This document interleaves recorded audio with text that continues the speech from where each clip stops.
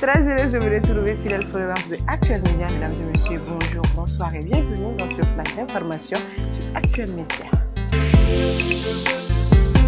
Nous débutons ce flash d'information avec l'actualité nationale. Dans un communiqué, la Direction générale de l'Institut national de prévoyance sociale, l'INPS, porte à la connaissance de ses pensionnés que l'objectif du contrôle physique est d'identifier les bénéficiaires de pension afin d'éviter que les droits ne soient payés à des personnes non indiquées. À cet effet, elle informe les bénéficiaires de pension que l'absence du contrôle physique entraîne systématiquement la suspension des droits à partir de janvier 2024.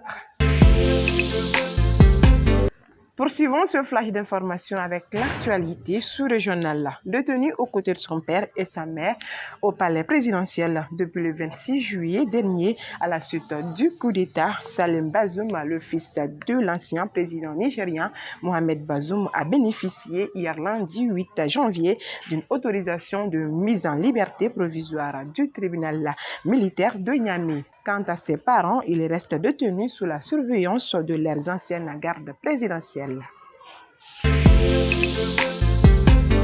À présent, l'actualité internationale. Le ministère de la Santé espagnol a indiqué hier soir que le port du masque va redevenir obligatoire dans les hôpitaux et les centres de santé publique face à la flambée des virus hivernaux et notamment de la grippe dans le pays. Le gouvernement central a tranché et précise que le port du masque ne sera pas obligatoire dans les pharmacies.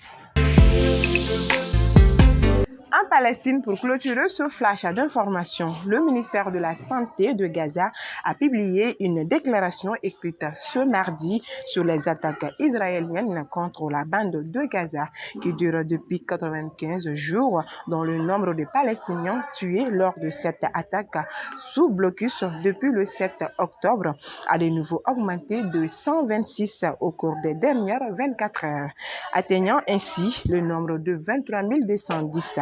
Et qu'il y a encore des personnes sous les décombres que les ambulances et les équipes de la défense civile ne peuvent pas atteindre. Voilà, c'était tout ce qu'il fallait retenir dans ce flash d'information. Merci à vous de l'avoir suivi et très bon suite de programme sur Actuel Média. Ce flash vous a été présenté par l'ESG, OTS, Sistra Technologies et l'Université Bazo.